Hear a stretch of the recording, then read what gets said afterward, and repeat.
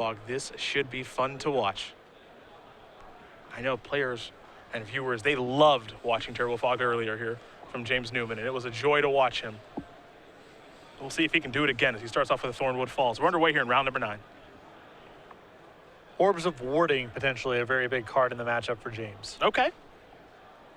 Not a card we expected to talk about very much coming into this weekend, that's for sure. But it could play a big role.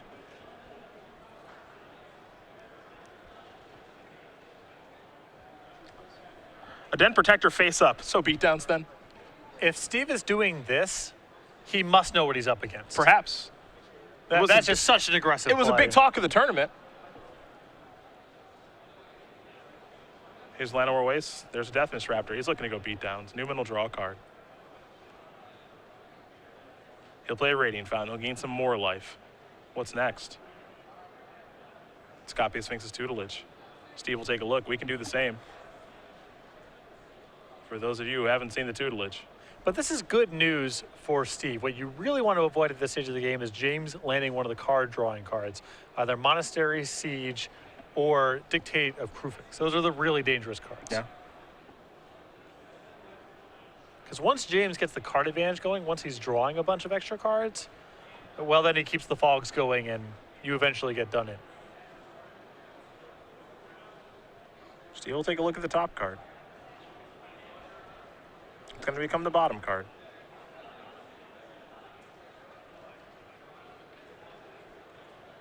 There's Abzan Charm. He's going beatdowns. Oh, yeah. And you have to. Well, he knows there aren't that many cards in his deck that do anything. Yeah. Tutelage, not really off against Abzan. I don't think it's going to hit very much. 3-color deck. There's another Radiant Fountain. These are some unorthodox plays from Steve, but given the matchup, he knows what he needs to do. Yep. Newman at 17, he'll pass the turn back. Rubin going to come across here. The follow-up looks like it's going to be a face-down Den Protector, and it is. Going to pass the turn back. Here's a Dictate of Krufix. That means Newman gets to draw the cards first. So draw 1, triggers Sphinx's Tutelage. Just 2 lands. Draw again, triggers Sphinx's Tutelage. 2 more lands, no big deal. There's a land. Here, you might want to tap a little bit differently. Whoa, whoa, whoa, whoa. Yep. Don't want to get yourself killed. Gotta leave that fog mana open. There is another Sphinx's Tutelage. Pass the turn back. Got an Unmorphed Den Protector. He'll get a counter. See what it's going to return. Didn't get a great look. I think it was the Abzan Charm. He's got lethal on the table, so nothing matters except drawing cards and finding Thoughtseize. Sure. Creatures are irrelevant, so the best thing he can do there is get back Abzan Charm. Steve gets to draw 2 now because of the Dictate of Krufix. James, very generous guy. Super nice.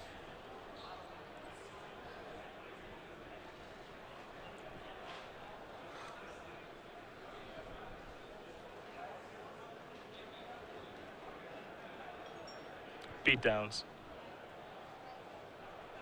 Fog. Defend the Hearth, to be exact. Got a reader. Yep. Didn't have to read Sphinx's Tutelage or Dictate of Krufix for the record, but...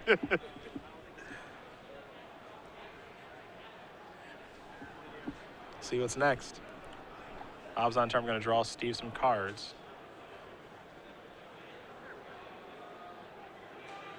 Life total doesn't matter much. Nope. You could say pay 10 life to draw 2 and he'd do it.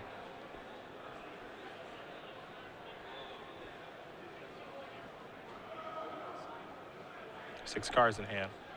Already doing the count. Yeah.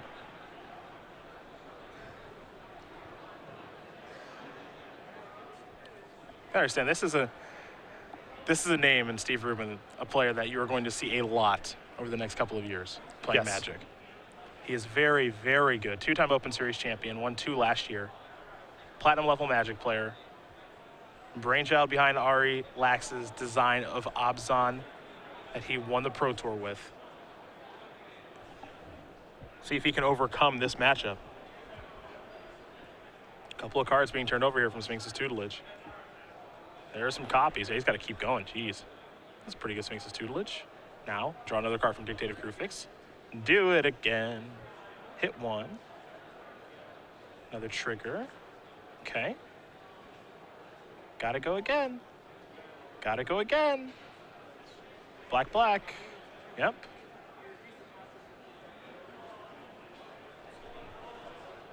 All right. Siege right on top of the deck. Does he have a fog effect? Because he needs one. Does he have Aether Spouts? Because he needs that. Does he have to try to do it with Days Undoing? It's all very unclear at this point.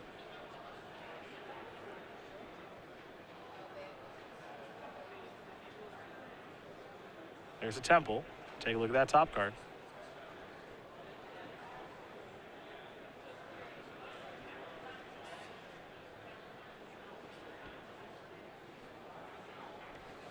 Yeah, this is the awkward thing about the deck is the reset is a total reshuffle. Mm-hmm. It is super awkward, but it worked out for him last time he was playing against Merriam. He's got to work his way into a fog. He doesn't have a choice. And remember, this does not work with Sphinx's tutelage because the turn ends. Yep. And keep in mind, there are 8 fogs in this deck. 4 Defend the Hearth, and then 4 Winds of Qual Sisma. Got it. Sisma. Super easy card to say.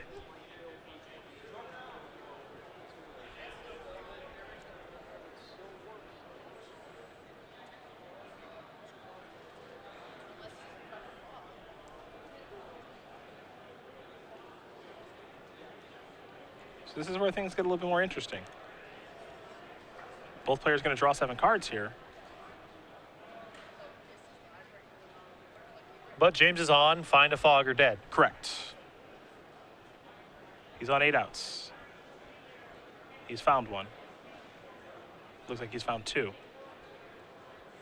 And Steve's got to reveal these cards because Courser's on the battlefield. Ah. He also has to reveal the top card, I believe. See both players, a little bit of conversation here. Now, there will be no tutelage triggers because, again, Days Undoing just ends the turn. Yep.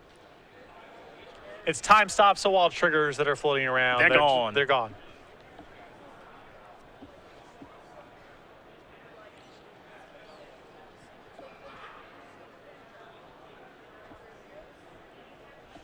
The thing is, even though it's awkward, the Days Undoing non-synergy with the mill out strategy, this deck mills out so fast that it's not the end of the world. No, it's really not. Dictative Crew Fix causes Steve to draw 2 cards. You saw him reveal them both. Now he's on top of the deck. He has Urboard. And this is one of the few times where I don't think you want to play lands at the top of your deck with Courser.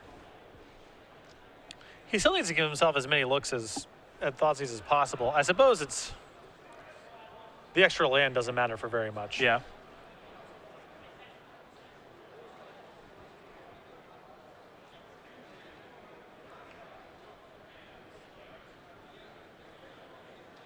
Well, he will take Urboard. Gain a life, top card, Obzon Charm.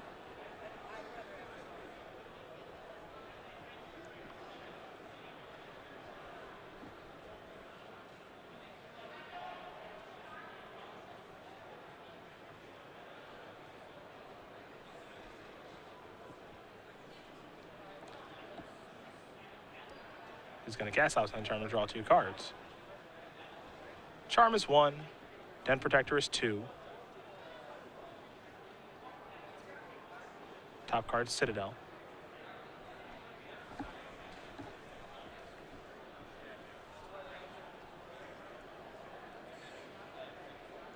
But you can see where the power of the FOD deck comes from here. Oh, absolutely. There's just nothing but dead cards in Sea of Hand. Yep. Nothing he draws matters except for Thoughtseize. Oh, you can see it.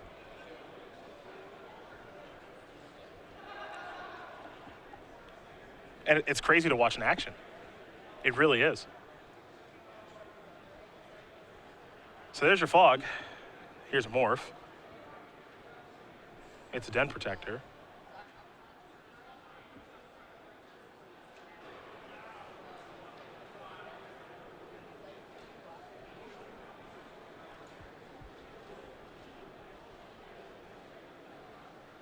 Yeah, James can keep the fogs going, especially if he finds Orb of Warding. Then I think he's getting closer and closer to getting it sewn up. Mm-hmm.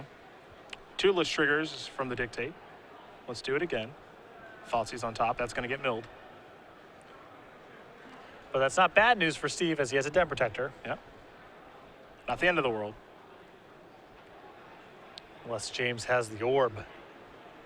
Yeah, Orb plus Fog in one turn. Oh, yeah. That's how you draw it up.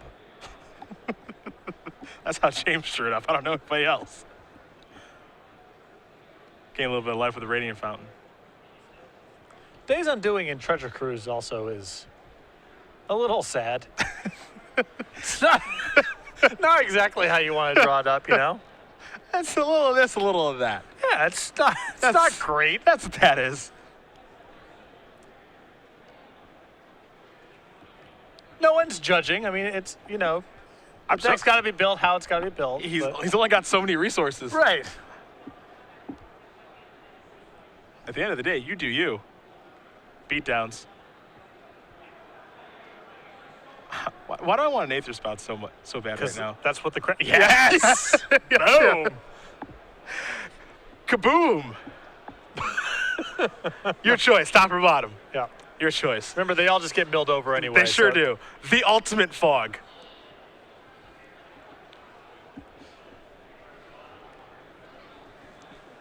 Well, here's Den Protector. It's gonna unmorph. Gets And a card back. this is so brutal because it's important for Steve to apply lethal every turn. Yep. You need to be testing James to have a fog every single turn.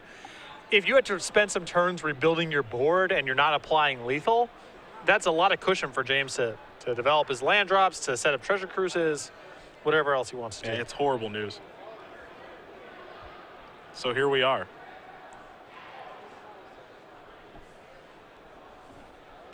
We'll see where they go. I'm with you. I don't think it matters too much.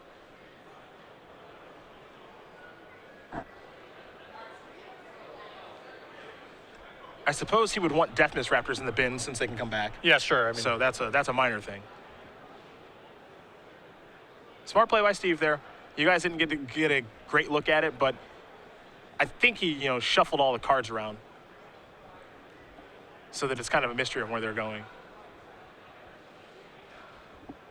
that is a solid play, though. At the end of the day, I don't think James cares. Yeah, it's a super minor thing, but it's like something that we see when Redo draws his card and shuffles his hand around. Yes. Just trying to get every advantage that you can. Yeah, don't let someone track the cards that you have in your hand. Yeah. It's like when you sideboard in all 15 cards, even if you don't plan on sideboarding anything in. Yeah. Just don't let them get an advantage. Keep them guessing.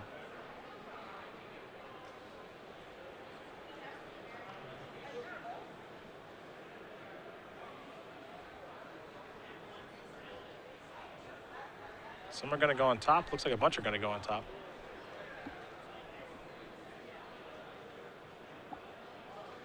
Is it Abzan Charm time, perhaps? Yeah. See, the thing is now, though, and you mentioned it, Steve's got to present lethal every turn. Now, James has got, 2 turns Yeah.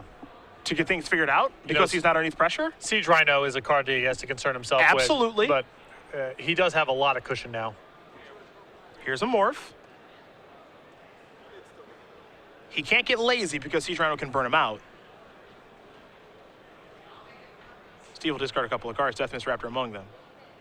James will draw, that's 1. Tutelage.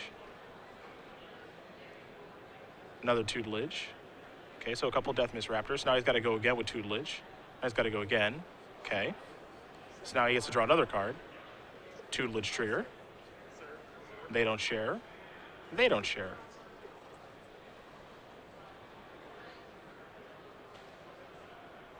So, let's see what's next.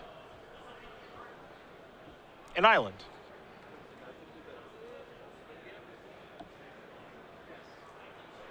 We'll take a look at the graveyard. Now, Deafness Raptors are down there. We can't forget that. Those can come back from unmorphing a Deafness Raptor or a Den Protector.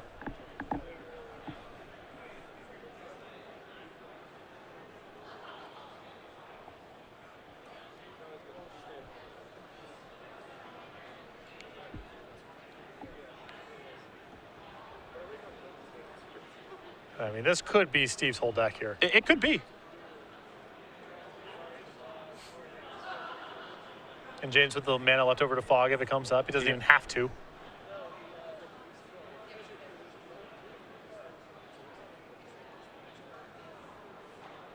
You see every single one. Every single card that's drawn is at least 4 cards from Sphinx's Tutelage. He's just done. James Newman's going to win game number 1 here over Steve Rubin. Turbo Fog is up a game over Abzan Megamorph. This is an impressive deck to watch. When it gets going, it seems like it's impossible to stop. It has been these mid-range attacking strategies that don't have a lot of pressure, don't have a lot of disruption. They're getting chewed up. Yeah. I mean, these games have all felt.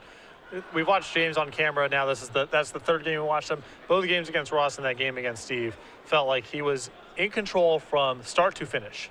And both times where he's had to cast Days Undoing, you and I have always felt this is a little bit scary and risky, but it's worked out just fine.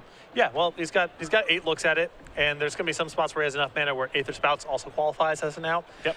It's not the way you would prefer to do it, but so it goes. It's a way to do it, and he's Exactly. he's milled his opponent out post Days Undoing in like 2 turns. Yeah. It feels like a reset, but once he has that sort of board set up, it does not take him very long to mill someone out. Sideboard here for Steve Rubin. Let's see what he's got. 2 copies of Ultimate Price, 2 copies of Nissa Worldwaker, a Dramoka's Command, 3 copies of Drown in Sorrow, 2 copies of Ration Cleric, a Gaia's Revenge, a Tragic Arrogance, a Wingmate Rock, a Self-Inflicted Wound, and a Languish. So, in terms of cards that actually represent disruption, there's 2. The 1 copy of Dramoka's Command, James got a bunch of enchantments, and the 1 copy of Tragic Arrogance I think would be great for Steve in this matchup, because James needs a lot of cards in play, lands, and enchantments to keep his whole engine humming. So those 2 are solid.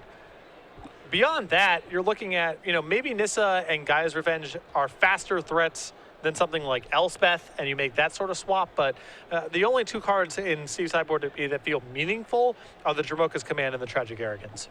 Well, let's take a look at the other side of things here for James. He's got a Dissolve, a Grind Clock, a Dragonlord's Prerogative, 2 Talents of the Telepath, a brand new card from Magic Origins, 3 Icefall Regents, 2 Disdainful Stroke, an Aether Spouse, that's the 4th one on the board, 2 Clash of Wills, a Pearl Lake Ancient, and an Ugin the Spirit Dragon. So the problem here is I don't know when James goes to normal Magic cards like Icefall Regent. I'm not sure what his motive is there.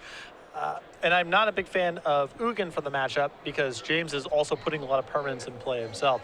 I'm fine with the counter spells and Dissolve, and I think the additional copy of Aether Spout is fine here. The 2 copies of Disdainful Stroke. I'm curious to know, when does he want cards like Icefall Regent? Yeah, when do you get to take someone by surprise? Right. What's the point of that sort of threat? Yeah. Well, these players are going to get ready here for game number 2. We'll very quickly talk about the Star City Games newsletter. It's been revamped, it's been changed, and it's your source for Magic the Gathering news. The best content both on the website and on the Open Series, curated by content coordinator Cedric Phillips. You get all of the latest news on the Open Series, plus a match of the week. You get exclusive deck lists and advice from some of our Star City Games premium columnists, and an exclusive cardboard crack comic. And best of all, it is free. Sign up now at starcitygames.com/newsletter. Ah, the F word. Free. One of my favorite ones. Big fan of that word. Boy, I'm loving this deck by James Newman. I am. I can't hold it back. I was such a fan of Turbo Fog when I was young. I could never make it work. It was really annoying. I can appreciate that Steve gave himself the best shot, though. Turn 2 face up, Den Protector. Turn 3 Death Misraptor. Turn 4 Abzan Charm, put some counters on my Den Protector, attack you. Put the pressure on you. That's not the game that Abzan is built to play, but that was Steve's best shot, given that he didn't have a Thoughtseize. He went down that road. He came up short, but it was the best thing he could do. That was the game that he was built to play. Right. For that particular game. I agree with you. It's certainly not the game that Abzan's built to play, but you know what? That is what it is. We'll see how it works out this time around. Rubin will be on the play.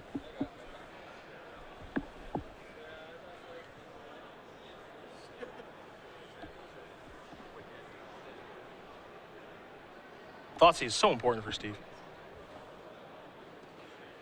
He'll start with the Temple. Take a look at the top card. You wonder if this will be in people's gauntlets moving forward. You got to at least be playing games against this. And a problem that Steve is having right now, no copies of Duress in the sideboard. We've seen a couple copies in most of the lists of Abzan we covered today. Steve very light on discard, and to me, in terms of normal sideboard cards, something that's not dedicated to being that deck, this deck, Duress has got to be the best card.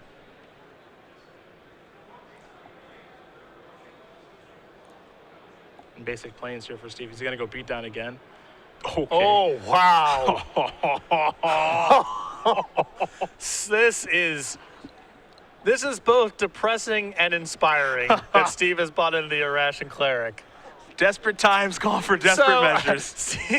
Steve's sideboard, main deck rather, has a Languish, a Crux of Fate, an Ultimate Price, and 3 copies of Hero's Downfall. All essentially dead cards. Those have got to go. And Elspeth is pretty close. Yep. Give me the Cleric. Whoa. Deathmiss Raptor on top of the deck. Here's an attack for 3. Newman's going to go down to 20. Whatever it takes, baby. Desperate times, desperate measures. I'm playing for day 2 here. I appreciate his pluck. It's a bold move. He's on camera. Yep. Here's a Rhino. 25 to 17 now. The Fogs don't have to start yet, but they're going to have to start pretty soon. Tutelage. That'll be a draw. Deathmiss Raptor and a Temple, so no tutelage. Den Protector on top of the deck.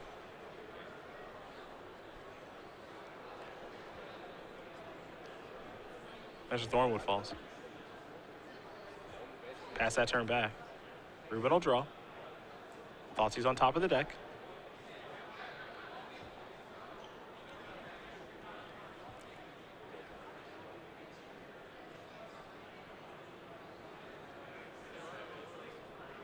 And he did it without flinching. No hesitation. No shame. Oh, Just cast the Cleric. yeah. And you know what he also did? What's that? Announced the trigger. He Don't pointed. forget. He pointed at it. I want my 3 life. Ain't nobody gonna stop Steve Rubin. Wow. He's coming in. He's gonna fog early. What do we have here? It's a morph.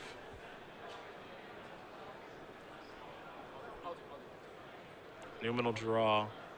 He's gonna mill. Irration Cleric, different color, thanks.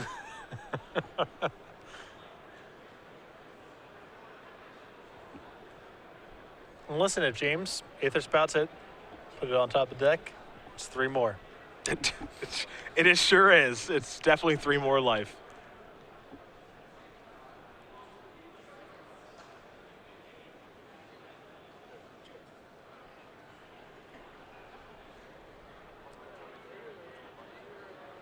There's a land. Monastery Siege at the ready. Aether Spouts in hand 2 here for Newman. I think he's got to get a card drawing engine online, though. Yeah, this deck does not defend itself all day long in the absence of one of the card drawing spells. Got to get it into play. There's Monastery Siege. Probably be cons. See Rubin taking a look. Oh, he's going to go. Ooh, wow. He might be going dragons on this? To defend himself a little bit? Wow. I mean, it's okay against discard spells, but Steve's not got anything else to do with his mana. Yeah.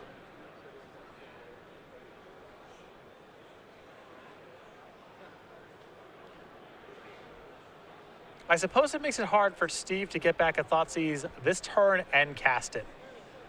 That'll be his entire turn if he does. Well, he needs to have an untapped mana as well. Absolutely, absolutely. Yeah. And then it will require 5 mana to do.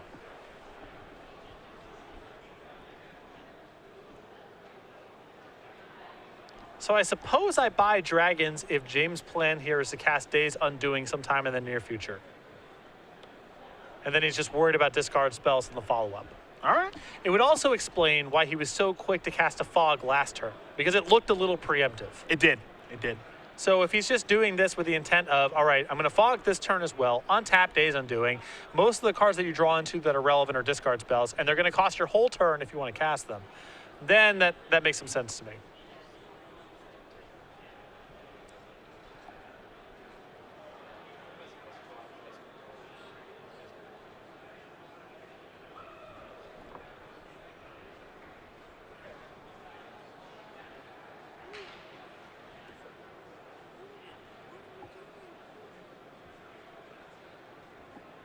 Looks like some damage is going to be dealt here. Yep.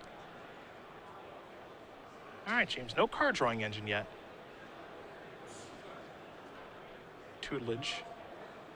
Doing a little bit of work here. Got a match, Nissa and Rhino. Yep.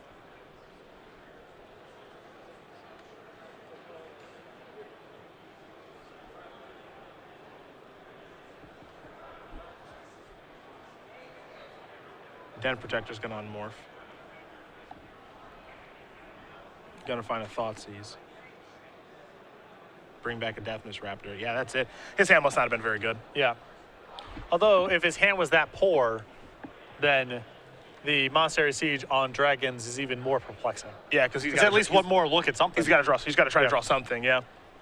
So Steve Rubin's going to win game number 2 here over James Newman. You got to really believe that it was thanks to the Aeroshun Cleric there. You got to try. What else could it be? That's what I say. That is digging deep. That is digging deep. It's one of the things I love about Magic, man. Desperate times, desperate measures. You wouldn't really do this in any other circumstance, but I got to try. Yeah, the only game plan Steve can do is cast a curve of creatures and back it up with discard spells and whatever little enchantment removal he has, the Tragic Arrogance and the Dromoka's Command. That's it. Anything else that doesn't play into that game plan is not worth having in the deck. So, yep, Aeroshun Cleric looks preposterous, but it's better than having dead removal spells. It's probably better than having Elspeth in the deck as well. Well, game number 3 going to be underway here in just a moment. We will very quickly talk about the Star City Games YouTube page, where you can go back and watch this tournament because there are a lot of awesome matches to watch. And this is just day 1. You have to imagine tomorrow's going to get better. And if you remember our leaderboard, the players we're watching, we got a loaded day 2 as well. Yes, we do. Great. Anyhow, you can go over to youtube.com/StarCityGames. Get signed up now. Get updated when new stuff goes to the website. And new stuff is going to the website all the time. Versus series content, premium archives, open series archives, and there's some content that's exclusive to the YouTube page, like unboxing. So you head over right now to youtube.com/StarCityGames. Get signed up today and get notifications when new stuff goes up on the website. Boy, today has been an absolute delight. Just day number 1 has been really, really, really good so far.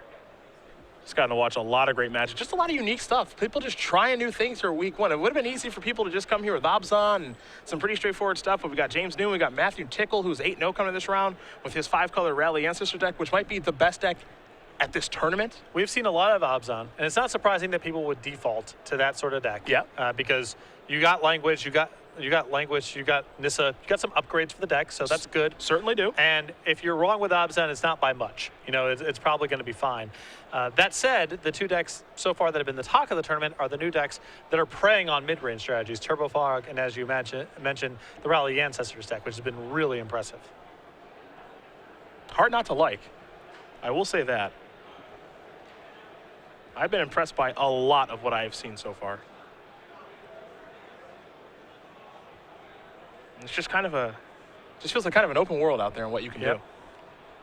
The question I have is, where are the beatdown decks? They have to exist somewhere, right?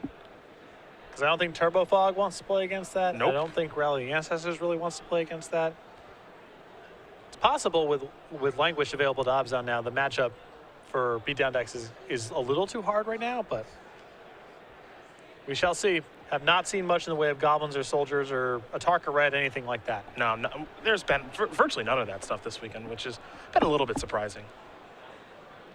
We're underway here in game number 3. A couple temples to start. An island there for Newman. He's got to get those card drawing engines online. That's important. And he does have a Pearl Location in his hand. So it looks like he's sideboarding into creatures a little bit. And Steve is going to pick up on that now that he has cast this Thoughtseize.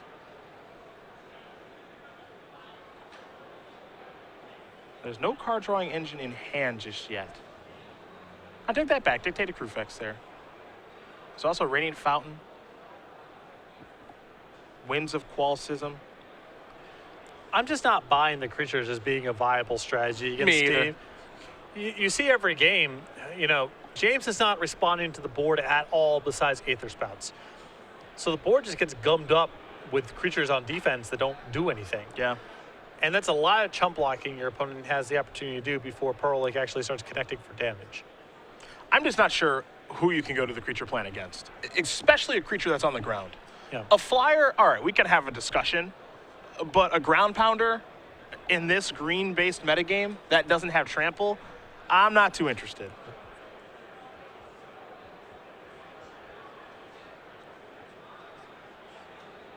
There's a Radiant Fountain.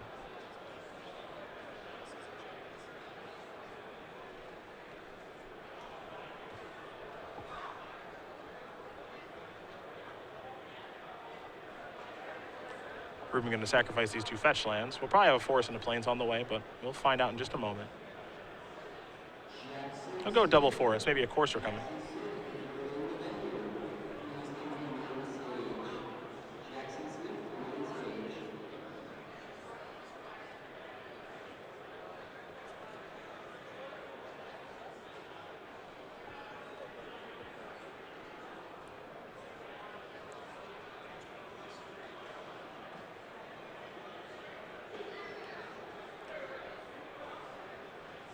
Looks like it's time for a Death Miss Raptor. Newman will draw. Gotta find something to get the card drawing going. He's gonna leave that card on top very quickly from Temple of Mystery. Here comes Death Miss Raptor. Newman down to 19. Pearl Lake seems especially troubled against a deck that's playing with Death Miss Raptor. Oh, absolutely. I'm not a big fan of the addition. I mean, if you want it for blue-black control or Esper or decks where your fogs don't work, I could buy that. But for this matchup, I think James should have very close to just presented his same 60 from game one. Yeah. Maybe bring in a Dissolve, a couple of Disdainful Strokes, something like that.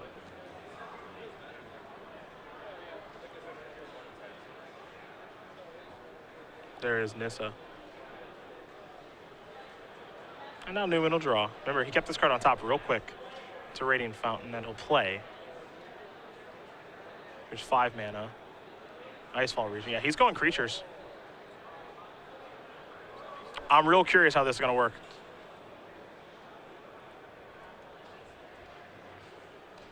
Icefall Region I'm much more interested in than Pearl Lake. I'm okay with Icefall Region. I still don't like the swap. Yeah.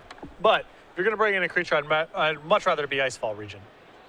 Here's Courser, top card, Temple.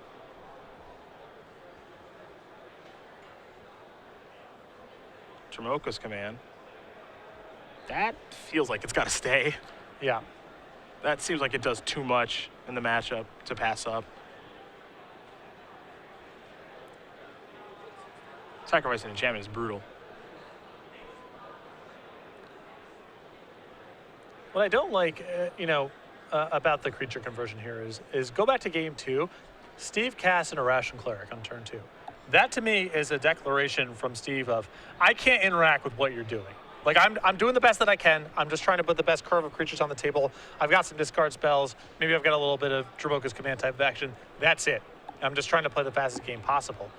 When you side into the creatures, you're allowing Steve to actually interact with the stuff that you're doing, which he clearly can't do easily, even in the post-board games, if he has cards like Irrational Cleric in his deck. Maybe time for another Icefall Regent? No, okay, he's going to get the orb out there. There's an island past the turn back. Orb of Warding. Wizards must really love that naming convention. Must love the naming convention of orbs or orb of something X. that rhymes. Torpor Orb, Orbs of Warding. Someone who names the cards is giggling at this naming convention. Guarantee it. I would enjoy it. It doesn't take much to humor me, though. One thing you'll note, Steve did put that Tremoka's Command to the bottom after some contemplation.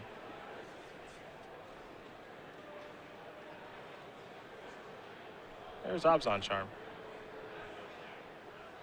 There'll be a little bit less damage dealt because of the orbs.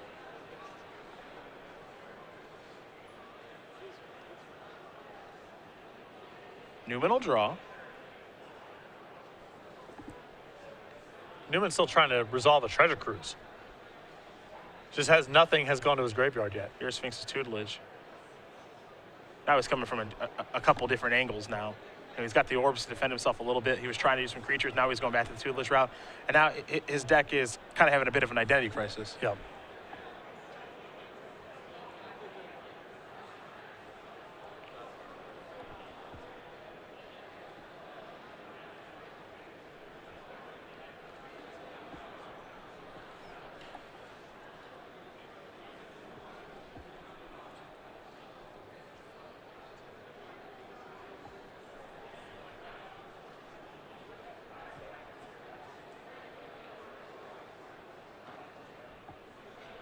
That appears to be land 7 for Nissa, so it's going to flip now. We'll see what it's going to do.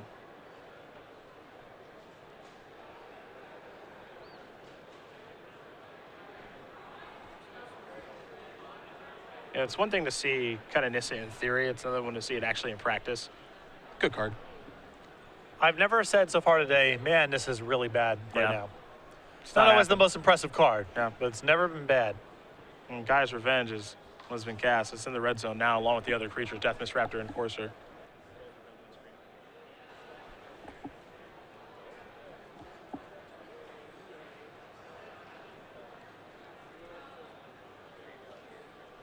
All right, here's a Fog.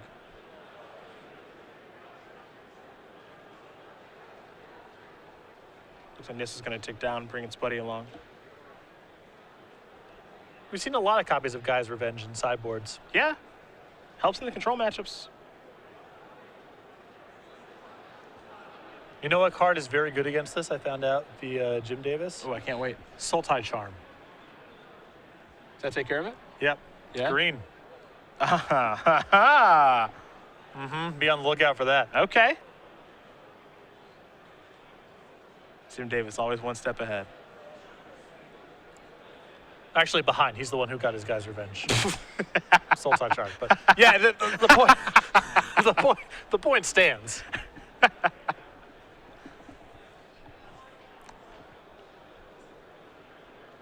I remember reading this card and being like, how are you supposed to kill that thing? And Jim said Sultai Charms. Oh, yeah, that works. Duh. Not a counterspell, it's green. How do you know that happened to you? Yeah, it did.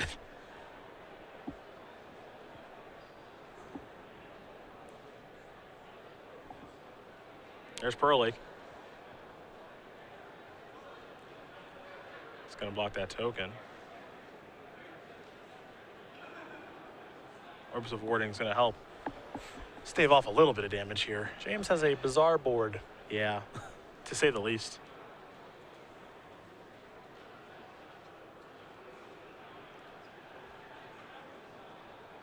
Little offense, little defense, little miscellaneous. Yeah, with Other, little other.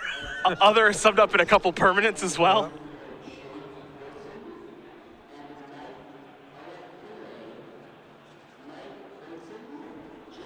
Nissa is going to take the land in Sandsep Citadel, place it onto the battlefield from its plus ability. And now other Nissa. Here's a land. Might be time to go to Rhino Town now. And Rhino is what Steve wants to be the finisher. Yeah. Deal those points of damage that don't require attacking. Can't fog that. The upshot of Siege Rhino, though, is it makes Aether Spouts a lot more complicated. If you're able to get James to 3. Yeah. Although, with the mill effect out, less the case.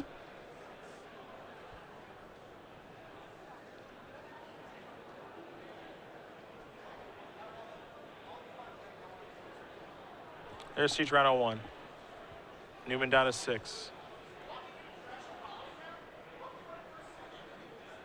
I think we're going to have Siege Rhino number 2. Yep, down to 3.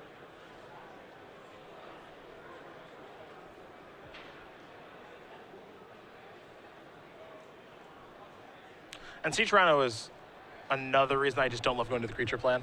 Yeah. I understand that Steve does use some of his life as a resource in Abzan Charm and Thoughtseize, but I feel like just too much has to go right for the creature plan to be good, especially a non-flyer.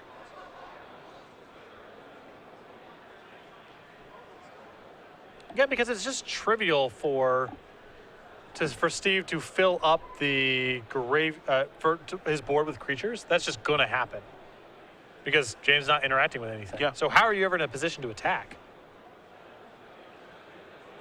Treasure Cruise drew a couple of cards. Sphinx of Tula is going to mill a couple of cards, but it's looking, unless Sphinx of Tula somehow goes off in a crazy way, it's looking like James Newman's run this weekend is going to come to an end, and what's been a lot of fun to watch. Yeah. And he really leads me to believe that there's probably a deck here somewhere. It is week 1, of course, and you can see probably a little bit of disappointment from him. But the matchups where his deck is good, it's very good, as we saw against Ross Merriam. And gonna probably work on some more plans here for the Abzan Megamorph matchup. some other decks. I would not have deviated from the core game plan. Neither would I. I think that when Steve does something like casting Russian Cleric, it's a declaration of he just does not have enough relevant cards to interact with what you're doing. He's doing the best he can to try to apply a clock, and when your opponent